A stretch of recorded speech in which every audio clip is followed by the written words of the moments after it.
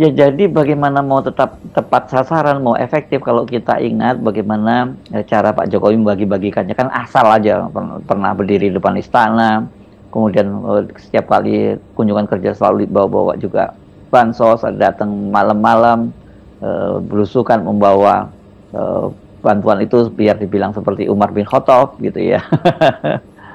Ya, masih ada yang menarik karena orang kemudian bertanya kenapa Pak Luhut baru terangkan sekarang masalahnya itu semacam post factum questioning itu orang bertanya sesuatu yang sudah selesai tetapi masih ada masalah. Bukankah Pak Luhut mengerti dari awal potensi fraud, potensi inefficiencies, potensi mismanagement di dalam penyaluran bansos itu? Kenapa nggak dari dulu misalnya? Ini pertanyaan publik begitu. Tentu Pak Luhut mesti terangkan, tetapi sebelum Pak Luhut terangkan, kita mau coba mendahulukan semacam analisis bahwa Pak LBP akhirnya memilih untuk menerangkan itu karena tetap angka-angka itu ada di dalam ingatan publik.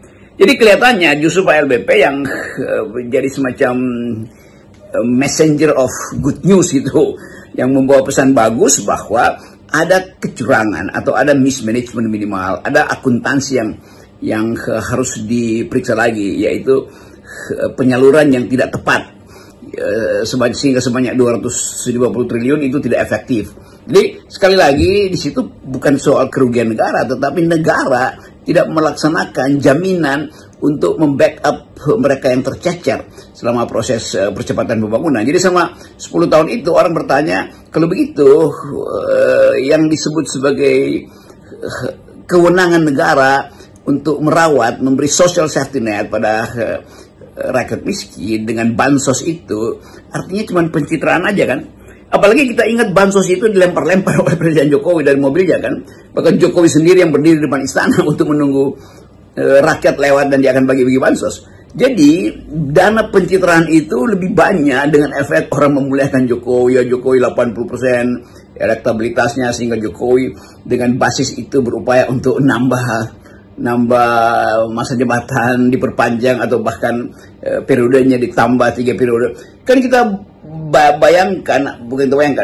kita terangkan itu di dalam latar belakang euforia dari Jokowi karena berhasil menaikkan elektabilitasnya melalui proyek bansos. Ternyata menurut Pak LBP bansosnya itu cuma separuh yang efektif. Jadi tetap ada pertanyaan, separuhnya lagi tidak efektif. Kenapa? Kan itu kejujuran yang mesti diterangkan ulang oleh Pak Luhut lah minimal tuh. Karena akan ada pertanyaan, Pak Luhut mengetahui itu, kenapa dari awal tidak memberi semacam warning pada DPR untuk mengaudit atau pada BPK untuk memeriksa akuntansinya. Jadi sekali lagi ini soal yang akan masih ada beban pada Pak Luhut, dan sekarang posisi Pak Luhut adalah Ketua Dewan Ekonomi Nasional. Jadi mungkin akan ada keterangan baru atau harusnya ada keterangan baru tentang kemana 250 triliun itu tidak tersalurkan atau tersalurkan secara buruk, atau memang ada hal lain yang